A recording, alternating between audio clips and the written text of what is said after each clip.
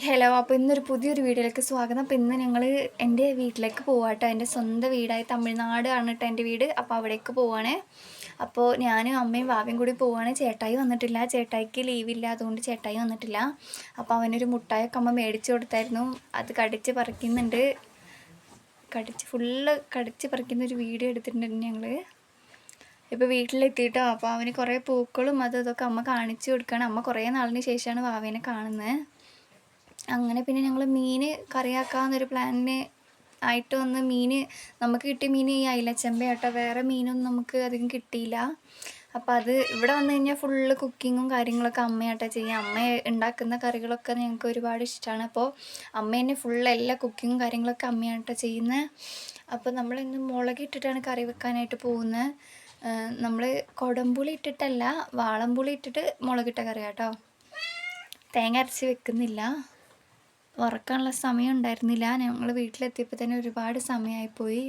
അപ്പോൾ ഇഞ്ചിയും വെളുത്തുള്ളിയും സവോളയും കരിവേപ്പിലയും പച്ചമുളകും എല്ലാം കൂടി നമ്മളിട്ട് വാട്ടി കൊടുക്കുന്നുണ്ട്. ഉലുവ ഇവിടെ നമ്മൾ കടുകിടുമ്പോൾ തന്നെ ഉലുവയാണ് ഇട്ട് കൊടുക്കുന്നത്.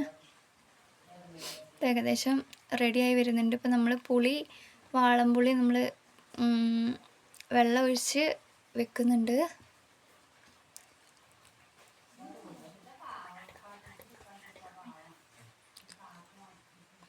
അതിന് ശേഷം അതാ നമ്മൾ ഇടയ്ക്കിടയ്ക്ക് ഇളക്കി കൊടുക്കുന്നൊക്കെ ഉണ്ട്.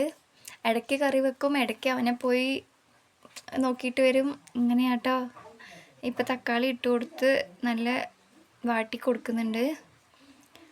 അങ്ങനെ ഇവിടെ ഞങ്ങൾ വരുന്ന സമയത്ത് നല്ല മഴയായിരിക്കും. പക്ഷേ ഇന്ന് ഇവിടെ വരുമ്പോൾ മഴയൊന്നും ഉണ്ടായിരുന്നില്ല. നല്ല കാലാവസ്ഥയും ക്ലൈമറ്റൊക്കെ ആയിരുന്നു.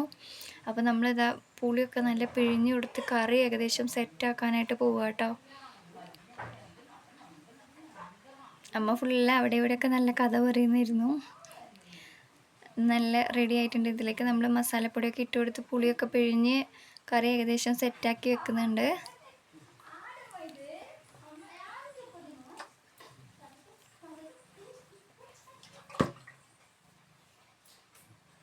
മുളകുപൊടിയും മല്ലിപ്പൊടിയും ചേർത്തിട്ടാണ് നമ്മൾ കറി വെക്കുന്നത്. കറി ഏകദേശം റെഡി ആയിട്ടുണ്ട് കേട്ടോ.